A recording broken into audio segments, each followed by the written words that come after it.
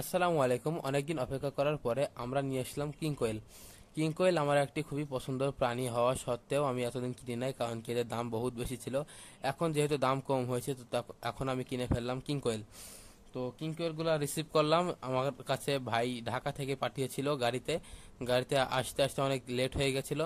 তো নিয়ে আসার পরে দেখলাম পাখিগুলো একটু চুপচাপ টাইপের আছে, এখন খাওয়া দাওয়া করছে না। আমি তো বলছি যে কিং কোয়েল এরকম হয় না, কিং কোয়েল হয় অনেক দুষ্টু প্রকৃতির। তো দেখলাম মাসাল্লাহ একটুখানি পরেই কিং কোয়েলগুলো নড়াচড়া শুরু করে দিয়েছিল। আমি এত পরিমাণে এক্সাইটেড ছিলাম যে আমি রাত থেকে ভিডিও করা শুরু করে দিয়েছি। এবং কিং কোয়েল কিং কোয়েলের বিশেষত্ব হচ্ছে এরা নিজেদের ডিম নিজেরা ফোটায়, এবং নিজের ডিম নিজে ফোটায়। এদের ডিমের কালার হয় অ্যাশ কালার এবং নীল কালার এবং অন্যান্য কালারের মিক্স। এরা এদের খাদ্য হচ্ছে ধান ও বিভিন্ন ধরনের মিক্স খাদ্য, যেমন পোলট্রি জিরো ফিড এবং চীনা কাউন এইসব বিষয়ে। তো আমি একটা শর্ট টাইমের মধ্যে একটা খাঁচা সেট আপ দিচ্ছি। খাঁচা সেট আপ দেওয়ার পরে দেখুন ছেড়ে দিয়েছি। এখন ওরা মোটামুটি সুস্থ, মানে চঞ্চল টাইপের হয়ে গেছে।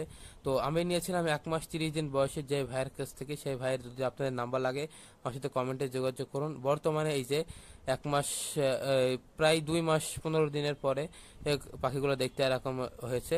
আশা করি সামনের সামনের মাস থেকে আমি এদের ডিম পাবো।